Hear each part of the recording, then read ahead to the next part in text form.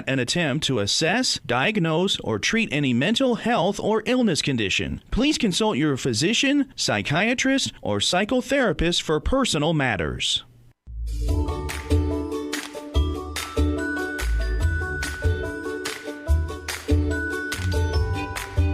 Inner Voice, a heartfelt chat with Dr. Foojan. Hello, everyone. Welcome to the Inner Voice Show. I'm Dr. Foojan Zeine. I'm a psychotherapist, author, and the originator of the Awareness Integration Theory.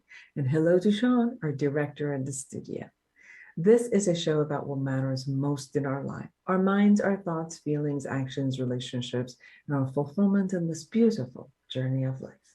Today, I will share with you the tip of the week about feeling gratitude toward life. I'm excited to bring you Ivan Maisel.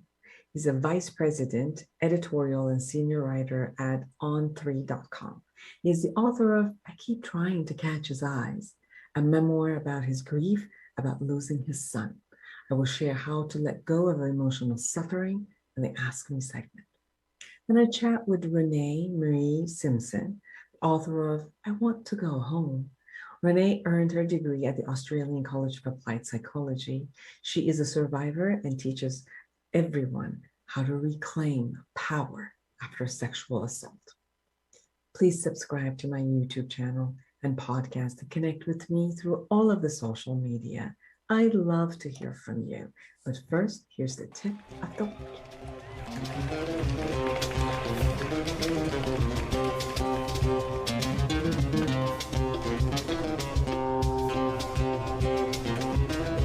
Here's the tip of the week. I completed 60 years of life this week. I remember when I was very young, about 4 or 5, I thought 40 was so old that I would not pass beyond it. Well, I guess I did. I earned 20 extra years for that little girl and committed to doing a minimum of 20 more years, more productive years. I'm the happiest I've ever been. Happiest that I've ever felt in my life at this age of 60. And I feel blessed. First 20 years, I experienced the love of family, play, exploration, the wonder and the wow. And then parents' divorce, abuse, migration, loneliness, confusion, depression, and pretty much survival. And then for the second 20 years, I pursued the path of self-awareness and healing, all that had happened in the first 20 years. And for the past 20 years, I shared all that I knew about healing the inner self with people who were on a healing journey. For the next 20 years, I'm committed to supporting eradicating emotional suffering. Yes, eradicating emotional suffering. Past week, Dr. Aaron Beck, one of the founders of the cognitive behavioral theory, passed away at the age of 100. His tremendous gift to our society was to focus on our distorted perceptions and beliefs and taught us how to challenge them. His contribution to the field of psychology has been monumental. I'm forever grateful to him for what he has brought into my life personally and my career. I just finished the session with someone who had lost their parents at an early age and was abused by her adoptive father. After 6 sessions of working through the awareness integration theory, she shared that she was feeling light with no sense of depression, no sense of anger nor anxiety. She stated that her frame of mind has changed so much, and releasing the past traumas with this new perspective had left her light, feeling light, and in better communication with everyone around her.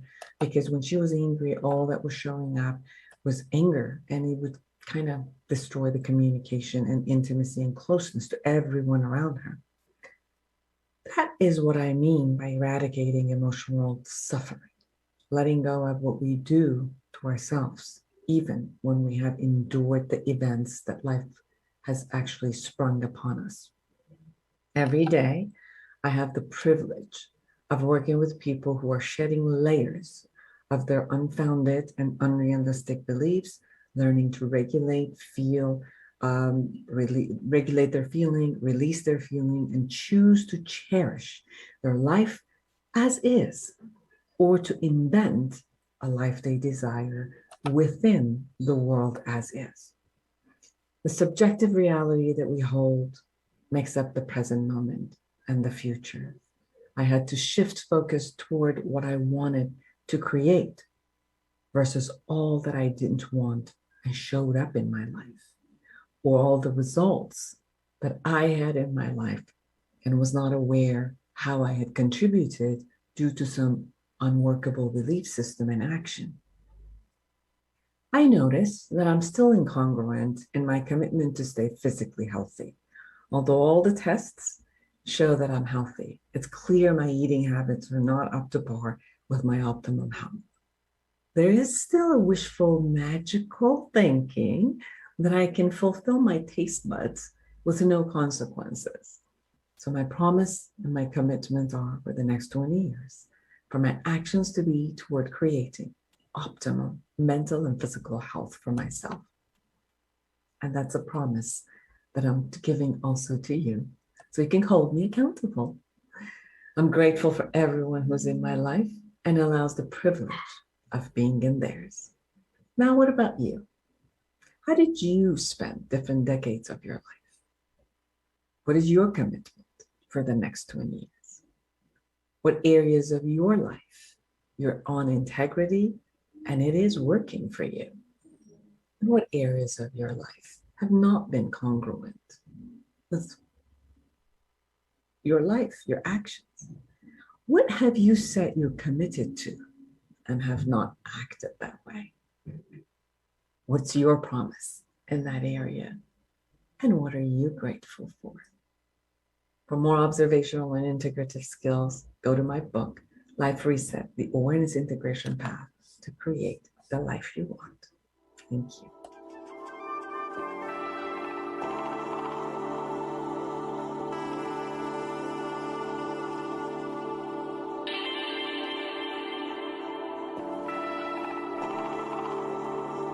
Welcome back, everyone. I'm Dr. Foojan Zeine, and I am so excited to have Ivan Maisel with me. He is the Vice President, Editorial, and Senior Writer at On3.com. He has covered college football for nearly 4 decades, from 2002 to 2021, as a senior writer for ESPN, where he wrote for ESPN.com, appearing on television, ESPN radio, and on podcasts. He also served as editor-at-large for ESPN College Football 150 prior to joining ESPN.com. Maisel covered national college football for Sports Illustrated, Newsday, and the Dallas Morning News. He has been honored 8 times for Best Story for the Football Writers Association of America, and twice by the Associated Press Sports Editors, which is 2019 named him one of the 10 best sports columnists. He is the author of I Keep Trying to Catch His Eyes. Welcome to the show. Thank you for having me. You decided to write a beautiful memoir of loss, grief, and love. This is about your son.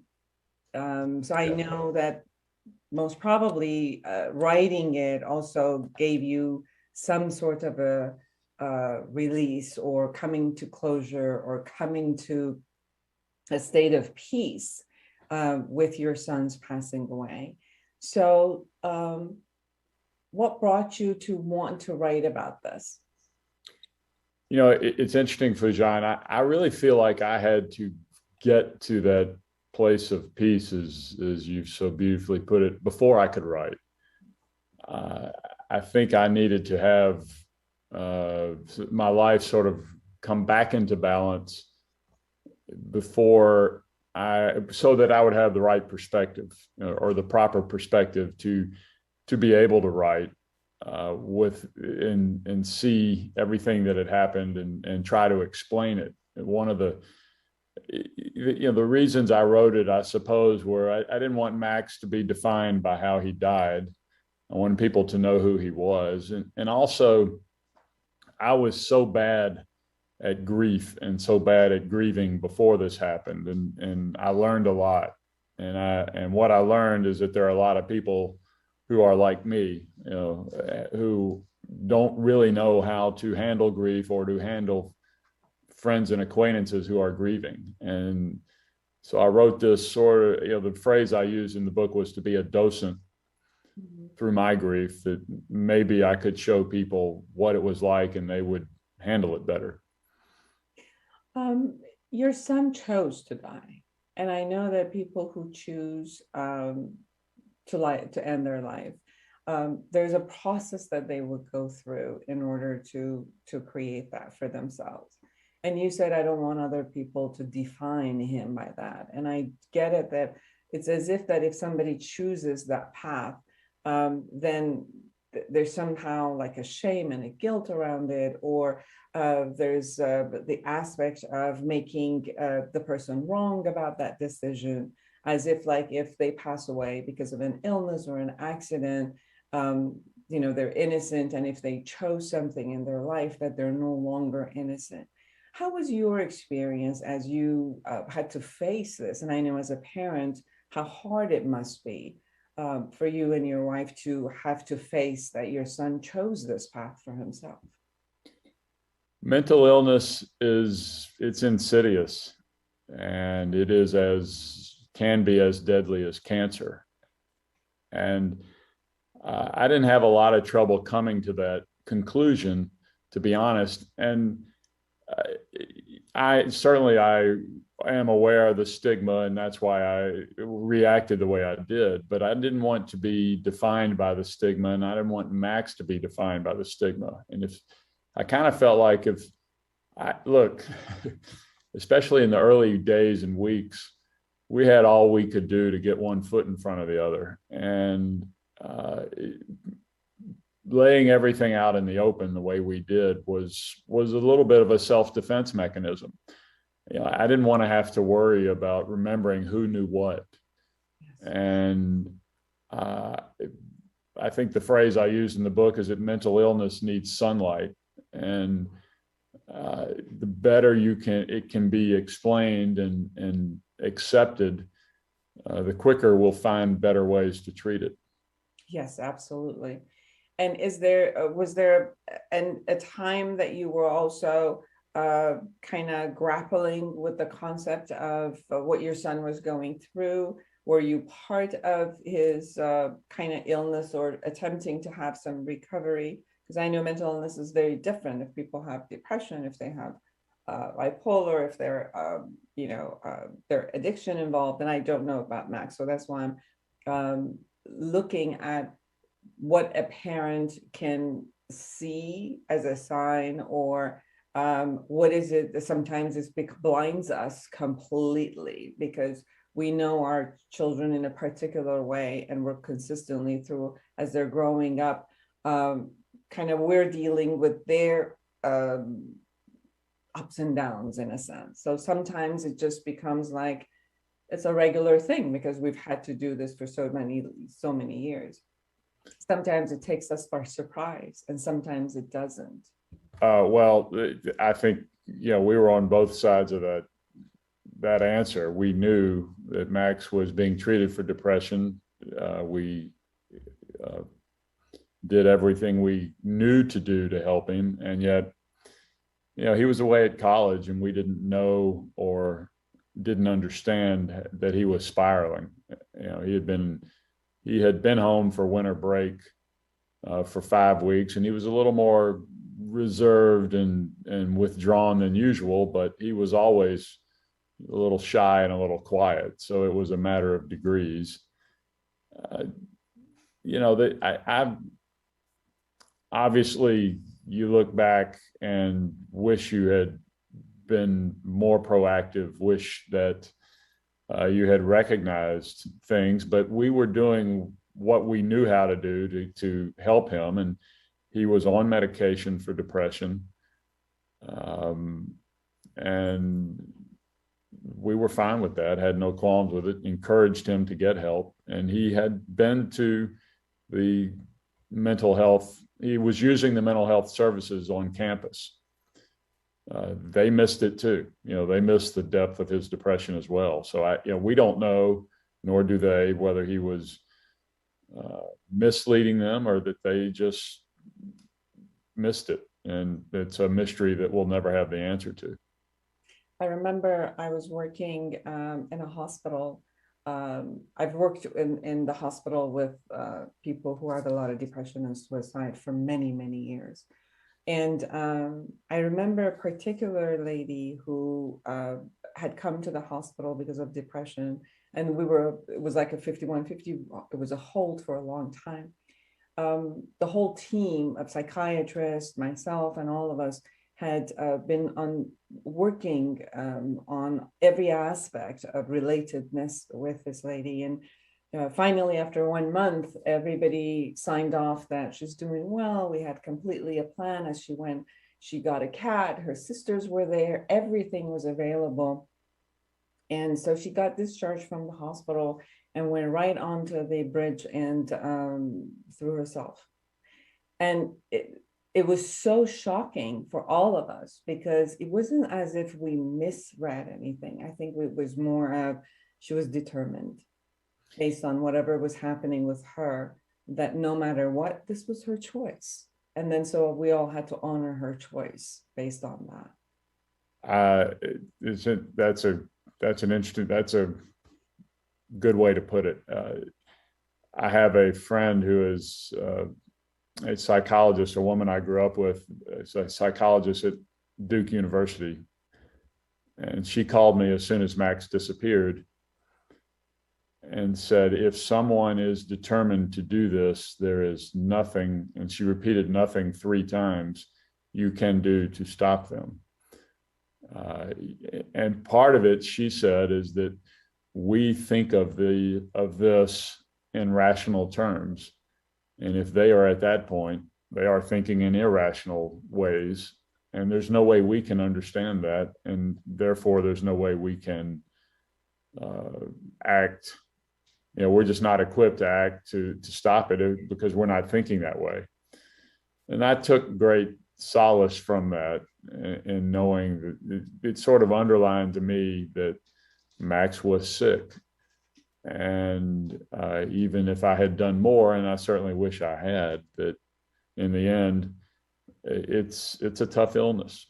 Yes, it is. And I think that many times the person is just, they're tired and hopeless. So they don't, from that place, their rationalization is, why would I want to hinder and move forward with something that is going to be there for the rest of my life? So I choose not to have this burden or have the burden on top with anybody else, because most people who are ill, they also become dependent on their parents and their, society and all of that. And many times if I've sit with people, they're like, I don't have hope and I don't want to be a burden to anybody else. So sometimes it's a very selfless act. A lot of people think, suicide is a selfish act. Sometimes when you sit with someone at the end of their life as they chose it, they still see it as something that I need to just move on because this is a burden on me and everybody else. So I know that from the other side of sitting with people year after year before they decide to do this, it's a tough space for them, and it's mostly their family and people who are left. So coming to your grief, you have been in a men's sports for most of your life, which vulnerability is not necessarily a certain virtue that is expressed, let's say. All human beings, experience vulnerability, but it's not a virtue people express. So how was it for you coming from that world to have to face your vulnerability and then beautifully share it? Well, thank you. That's well put. And, I would add, not only have I made a career in sports around football, which is, the quote toughest of sports, but I also grew up in the American South, and I also grew up in the second half of the 20th century, where you are fed a diet by media of what manhood is. You know, John Wayne and Clint Eastwood, and you're stoic and you don't show vulnerability. What I learned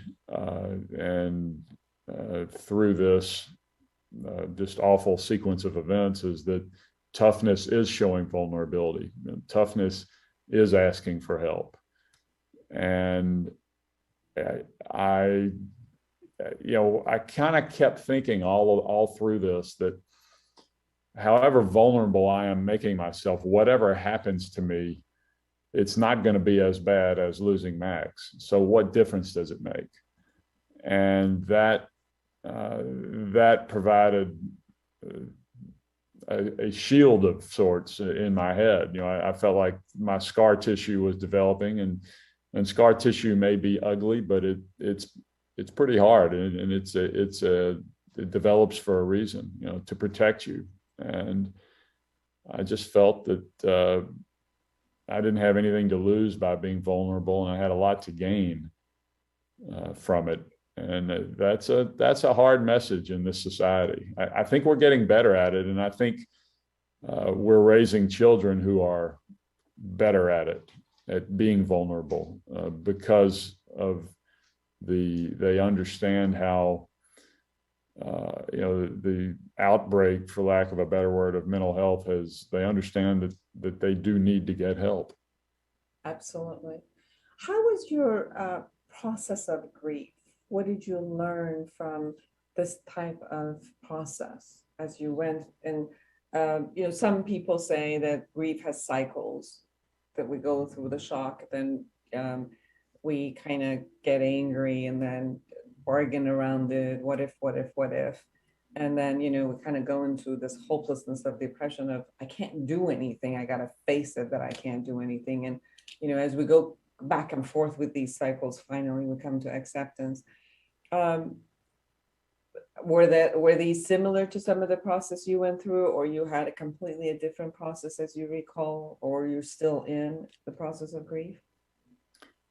Well, of course, I don't think you ever really emerge from the process of grief. I think you learn to carry it with you. Yeah, I figured out pretty soon that it wasn't going to end, and there was a poem written, Edward Hirsch. There's a beautiful poem, and he said that grief is carrying a bag of cement up a mountain that never ends. And that really resonated with me. It made it clear that I just had to get used to the burden. And once I did that, that was a big step for me. And then the other was just the realization that the amount of grief that I had was equal to the amount of love I had for the son I lost. And I just sort of formulated in my head that grief is love. Grief is a very painful form of love, but it is the love that we have for the person we lost. Once I came up with that, I've relaxed considerably, and it allowed me to, rather than resist the pain, which we're all want to do, just let it wash over me and lean into it and understand why I felt this way. And thinking of grief as love really made a big difference for me. Beautiful. Ivan, I know that people grieve in a different way. It doesn't always look the same from the outside or even feel the same from inside. Was there a difference between the way you are going through the grief than your wife is going through the grief? Because I think it's important for people to see there's so many different ways of grieving and going through this process. Absolutely. I mean, we couldn't have been more different. And we gave each other the permission to be different, which I think was the key. And David Kessler, who is one of the leading experts on grief, said that losing a child in and of itself is not what causes parents to split. It's judging each other's grief after you lose a child. And we have been together a long time and just understood that we are different. And all grief is as individual as the person doing the grieving. And so we gave each other space. I didn't need to know all the details of what happened to Max and the days and weeks leading up to his, him ending his life. Meg, my wife, needed to know that. And she turned over a lot of rocks. And I just said, okay, if that's what you need to do, then you do that. And she was fine that I didn't need to do it. That's, we had a strong marriage going in. We may even have a stronger marriage now. I don't know, but I think the ability to trust one another went a long way toward helping us withstand this.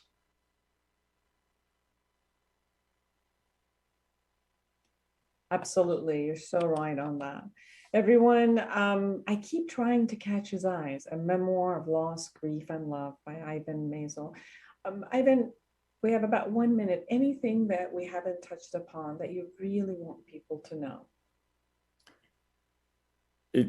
I know people resist grief. I mean, obviously I was one of the kings of that. But if you live long enough, you're going to lose somebody. And that's the reason I wrote the book, is to help people understand grief and what it's like and how I was able to learn to carry it.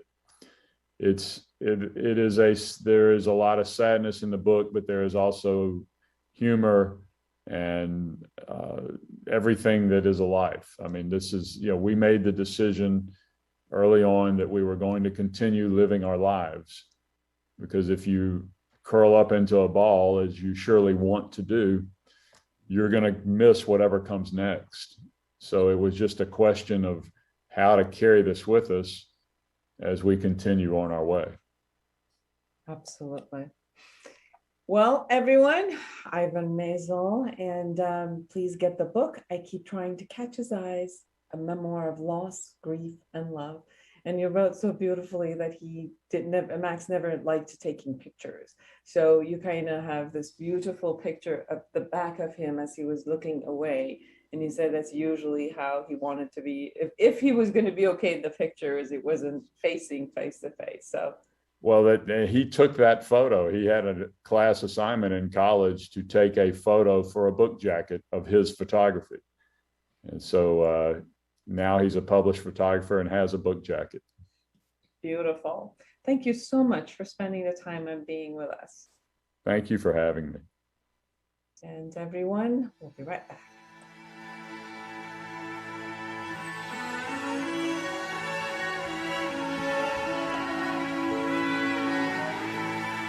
Well, in the Ask Me segment, you have asked me, how do I let go of this type of suffering?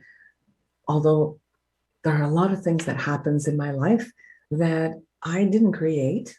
I didn't create the pandemic. I didn't create people dying. I didn't create, loss of my job. There's a lot of stuff that happened and I suffer. And so when you say you want to eradicate emotional suffering, how is that even possible? Things happen in our life that is beyond our control. It always happens. It will always happen. There's no one on the face of the earth that you could say that is in control and in managing every single aspect.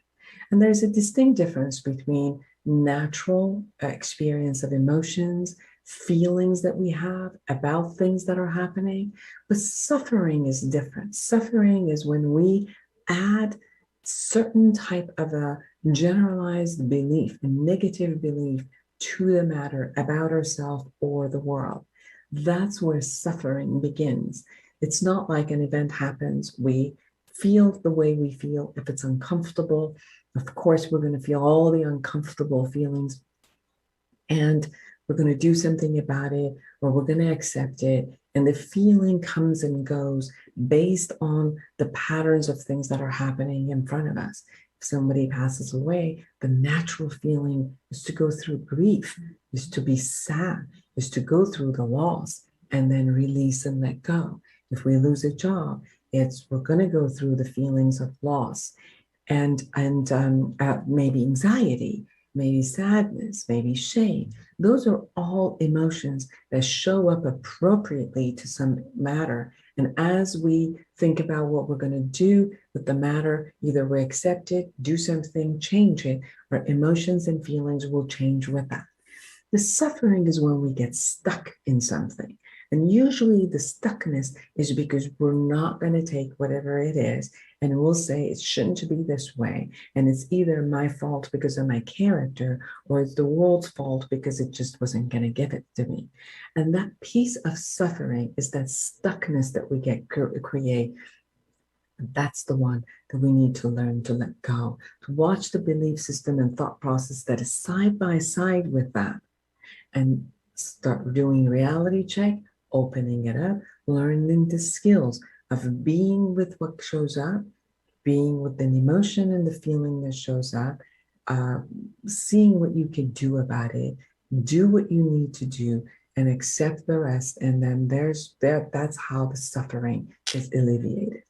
Thank you.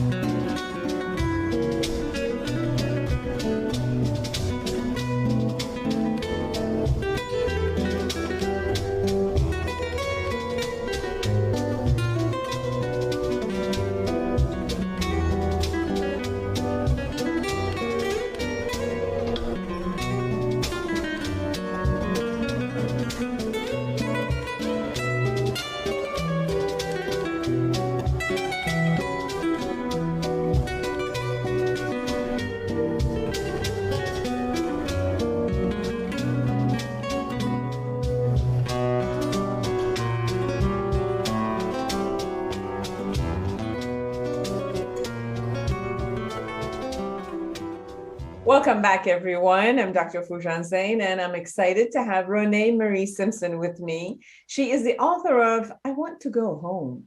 And based in Sydney, Renee earned her degree at the Australian College of Applied Psychology. She is a survivor and teaches her readers how to reclaim power after sexual assault. Renee has a professional background working as a school counselor for over 5 years and now works for a local government in youth development, building partnerships between education providers and support services to encourage help-seeking, build resilience, and build safer communities for all. Welcome to the show.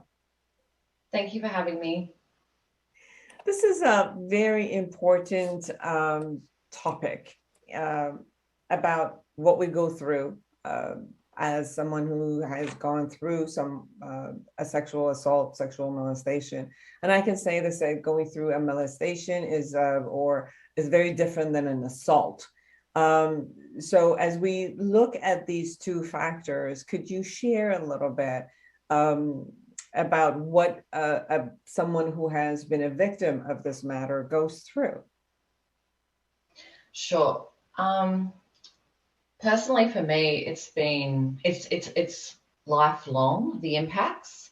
And from my own research, it's psychological, it's physical, emotional, it can be financial, mental, spiritual.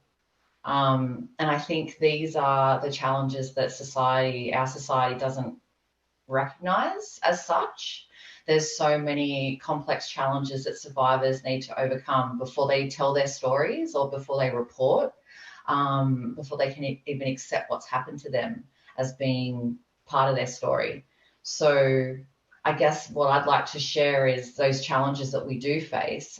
So some of those are the stigma around time, the timeline. So we need to just get over it if it happened a long time ago.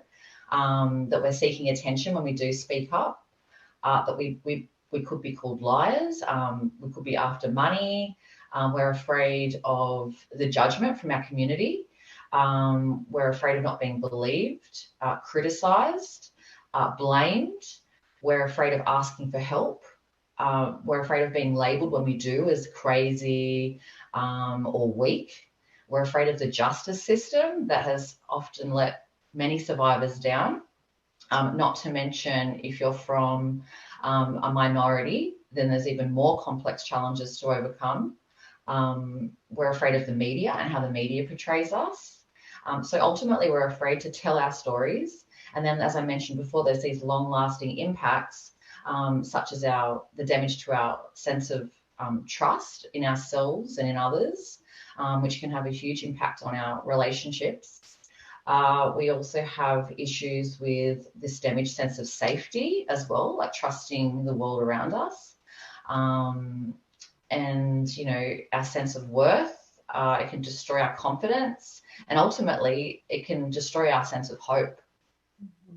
So not to mention those things, but we also have our coping skills, you know, and with survivors, like living with already so many of those impacts, we tend to cope in unhealthy ways.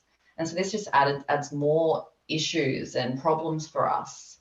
So I think it's really important that we acknowledge the path of the survivor and what they go through internally before they even come forward with their story. Absolutely. And I think that there's a lot of, you know, the victim shaming, as if the person must have done something for this to get created and for them to be, you know, part of this. Not that it's, so I've worked with a lot of sexual assault survivors where when we went to court or talked to the attorneys, it was almost like the person had to defend themselves somewhat about what had happened to them. And I think that's very sad. And it puts a lot of pressure, like you said, in a person coming to that. And sometimes even beside the legal aspect, I've worked with people that they keep questioning themselves of, am I a damaged good for the rest of my life? It's, you know, did I do something that I deserve this? Or is it my fault that I was desirable? Or it's one of those, unfortunately, it's one of those traumas that the survivor takes on the shame and the blame of the person the perpetrator, which is someone else has done wrong, but the survivor is the one who constantly questions themselves. And then the world around also questions them. Exactly. It's a sad reality, but that is exactly how it is. Yeah. How was your experience about reporting the sexual assault? And what are your suggestions, as you stated in the book, in what should a survivor look for and how to hold their courage and stamina and belief in the truth of who they are and take a stand for themselves? Yes. So my experience was as a child. That was my first experience as a 6-year-old. I didn't come forward until I was 8 years old. And I just want to pay huge respect to that 8-year-old that was super brave, that did come forward. Once I had the language to talk about it, I think at 6, I didn't have that language. We didn't have that education or that awareness.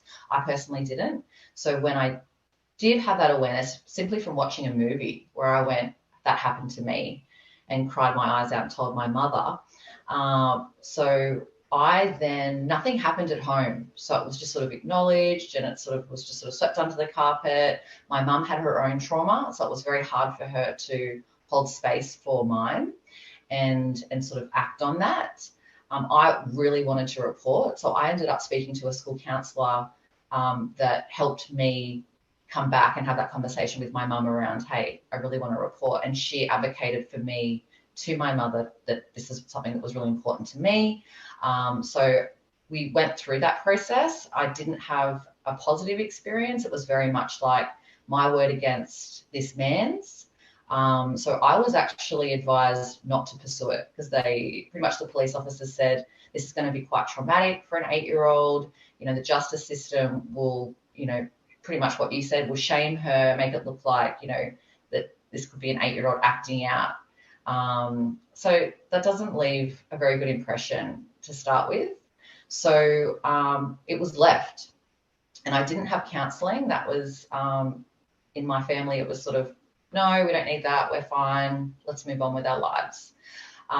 So then when it happened to me at 21, and that was a rape by a friend, I didn't trust going to talk to my family again. I didn't trust seeking out help.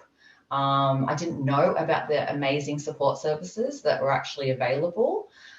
So my advice to survivors now is, if something like this happens to you, it's really important to find someone that you do trust to talk to about it. And I would always start with a sexual assault support line, because they're not going to force you or push you or coerce you into anything that you don't want to do. They will simply give you the information for you to make informed choices about what would help you, what you think you need. And for me, I needed some medical attention at the time. That would have been a great place to go. Maybe if I didn't want to report, that was still a place that I could go. Or if I wanted to seek counselling, they could have helped me with that. And there are so many free services that I think, if you're in a financial position where you're afraid, I don't have the money to deal with this, like, there is so much support out there. We're really quite blessed for that. So I think it's really important to acknowledge that you are worth it. You are worthy of that support and that help, and that you don't need to suffer in silence. Even if you don't want to tell your family, there's so much support before that step. Yes.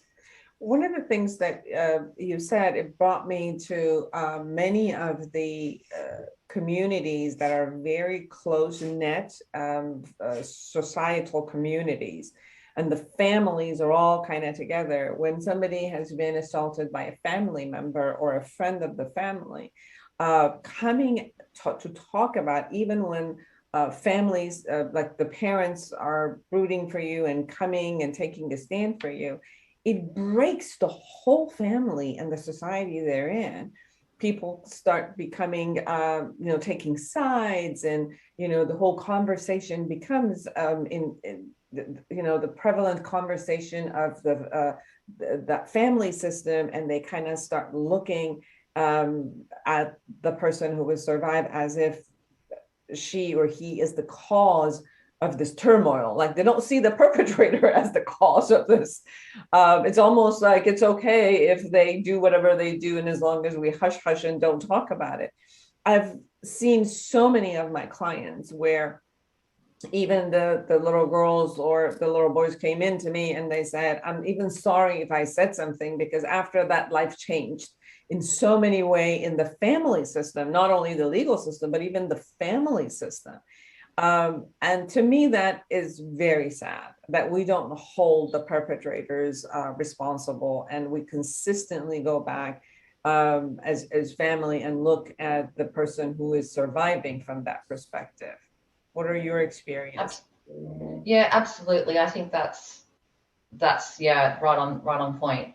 So I think I follow a lot of really great survivor pages too. I think that's a really great place to start too. There's some really great ones on Facebook and on Instagram. So I think even following those pages for inspiration and sexual assault awareness advocates is also a really great place to help build that strength. I think it's such a hard one, because everyone has such a unique experience, and we're afraid of any of that negative attention. No one wants that negative attention. So I think it's really important, as individuals, no matter who you are, in where you stand, whatever your role is, whether you're a parent, whether you're a colleague, whether you're a decision maker in business, I just think it's so important to acknowledge that the survivor, it's not their fault. They are not to blame. It doesn't matter what they have done, what they wore, whether they were drinking, what circumstance, it doesn't matter. That survivor is never to be blamed. We always need to hold that perpetrator accountable. And so then it's another question, how do we do that? How do we do that? And every family is going to do that differently. So I don't have an answer for that one. I really think that's, how you choose to how that family chooses to treat that person. Like, are you going to follow the justice system? Are they going to ostracize that person? Are they just going to keep the other children in that family safe? Yes. And I think that your book gives a lot of education to people where they can see what the process is. And I think when people are educated and they can see the process, then they can choose accordingly and informatively in what they need to do based on their family system and what's going on with them. That's right. Moving along to the healing aspect of this, what were your process that worked with yourself and other survivors in going through this healing process? Especially, I think that it's different when you have been assaulted or molested as a child as you go through the process, or you're a young adult and get raped. I think there's a difference between the two and how we heal. Yes. So I would say for me, I ran away. That was my first sort of response was, I'm going to pretend this never happened. That was sort of some advice I was given too from a friend. So I did that. I tried to bury it, pretend it never happened, but it was surfacing, you know, in these unhealthy ways. I was drinking a lot, partying, just trying to pretend that this wasn't real. This didn't actually ever happen. I wanted to reject that this was a part of my story. So I, did everything I could to run away from it, but eventually it surfaced. I couldn't run away from it. It presented as aggression for me. And eventually, you know, I had people that were like, hey, you okay? But I couldn't even really put my finger on what it was at the time. And then I went on this beautiful, amazing sailing trip. What seemed to be this beautiful, amazing sailing trip at the start from Gibraltar to Phuket for 3 months. And I was faced with all of these challenges, which I really think is like life, right? So here we are just trying to navigate our trauma, bury our trauma, but then we have to deal with life. And life's going to keep throwing you challenges. And I think eventually we crack, or we kind of have to realize, hey, we have to acknowledge what's really underneath the surface here for us to actually start dealing with all the other stuff. So for me, I had to really accept that the reality of what happened to me, and accept that, hey, why am I beating myself up about how I'm trying to cope with this? I'm doing the best I can with what I know how. So I'm going to forgive myself for that. I'm also going to acknowledge that it wasn't my fault. I had nothing to do with what happened. It was the perpetrator that was at fault, that did the wrong thing. I didn't rape myself. And then it was about putting myself out of my comfort zone to really start to live in a different way, to sort of find different ways to heal. So for me, that was about finding time out, stillness, practicing mindfulness. And that was something that I hadn't heard of at the time, but being on a boat, there is so much quiet and stillness, and you're surrounded by nature. And I'm quite a deep thinker, so everything in nature was this beautiful metaphor for like how I was feeling inside. So if the sea was all rocky and chaos, I was like, this is how I'm feeling. And, and when the sea was nice and still, I'm like, this is what I'm looking for. Like, this is what I want in my mind. I want this stillness. So I think it's really important that we take that time out for ourselves to just acknowledge our stories, to find, get out of our comfort zones and find different ways or modalities that work for you. So for me, I love yoga, I love meditation, I love sound healing, listening to really amazing relaxation playlists, but I'm always playing in that space. I'm always, trying new things out to see, because some things might work today, some things might not work in 5 years. So it's always just being open-minded and sort of making it an adventure. I really believe in making healing an adventurous journey for yourself. I know it's scary, but it can be fun, and it's so worth it. Once we start practicing these new ways of living, we can really liberate ourselves, and we can really find that confidence. And once you get out of your comfort zone and you start throwing yourself into like doing things that are hard or uncomfortable, I really think we find this confidence in ourselves that, hey, I can do hard things. I can be vulnerable too. That's so important to when we share our stories and our vulnerability, and we allow ourselves to cry or grieve, whatever those feelings are, allow them to come to the surface in healthy ways. I really think that's That's key. Absolutely. I know that there's a way of not trusting the world in a sense. Even some people, when they've been assaulted by people who they're supposed to be loved by and trusted, then we lose the trust in who they are, and then lose the trust in the capacity and capability of us and making decisions and what we do and how we could protect ourselves. So as I was hearing you, I was also looking at how to bring back this trust of who I am and the greatness that I have, and then also be able to assess and trust. There are a lot of great people in the world that we can trust, and we don't have to feel lonely and just shut down all the doors because there is one person out there who attempted to harm me. So it's important, as you were saying, to also open your world again, instead of isolating, going in, under a cave and saying that this is the only place that I will be safe if I'm just shutting down, versus opening ourselves up and, being with people who love us and they see us and they love us for who we are, and for us to come back and start loving our bodies and who we are actually within our body. We have about 1 minute. Is there anything we have not shared and you really want our audience to know about you and about your book? Yes, my book's available on all major platforms. So Amazon, Book Depository, Barnes and Noble. I think it's a really beautiful, gentle place to start the healing journey. It's not trauma in your face. It's a really beautiful journey, a really beautiful travel memoir as well, a beautiful romance. There's so many things about building trust and building safety and building confidence. So I think, yeah, if you're someone that's thinking about telling your story, I think it's a really beautiful place to start in a way that's relatable. Beautiful. So yeah, because I think at the end of the day, your story really matters, and the world really needs to hear it. So I think it's about, we've just got to be brave and find our courage to share. I do believe we can change the world with our stories. Beautiful. Renee Marie Simpson, everyone. I want to go home reclaiming power after sexual assault. Thank you so much for taking the time to be with us. Thank you so much for having me. It's been a pleasure. For all of you who are out there, create an amazing life for yourself and everyone around you. And until next week, bye-bye.